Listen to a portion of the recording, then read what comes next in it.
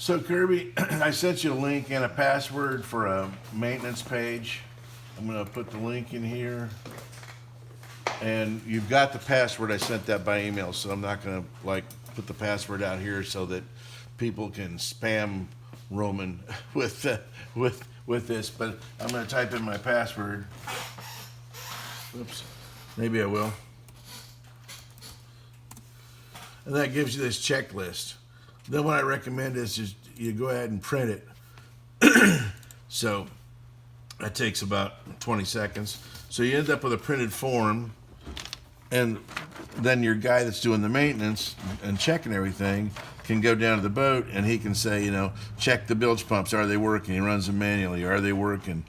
Then he leave them in auto. He has to verify that he left them in auto. So he checks the bilge for excessive liquid. Is it normal or excessive? Same thing down. Transmission fluid, engine oil, all these things that he needs to check. Battery water levels. There's 7 batteries.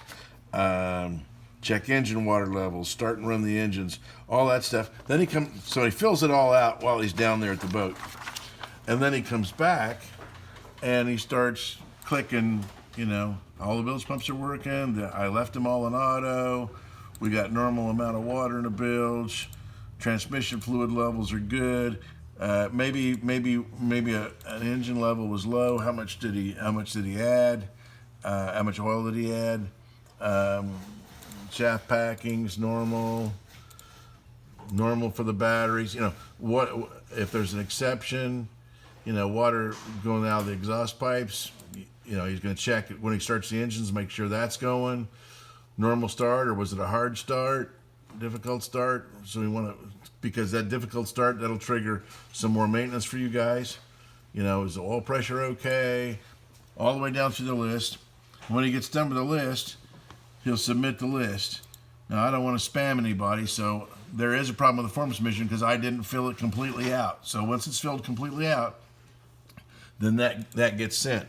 Roman gets a copy of it, and he can see the condition of his boat. I get a copy of it. I know if we need to take action on anything. The accountant gets a copy of it.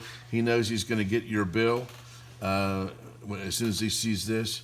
And so everything should click when he sends you a bill, or when you send him a bill, he should know this has occurred and we've got our results, so therefore he pays it.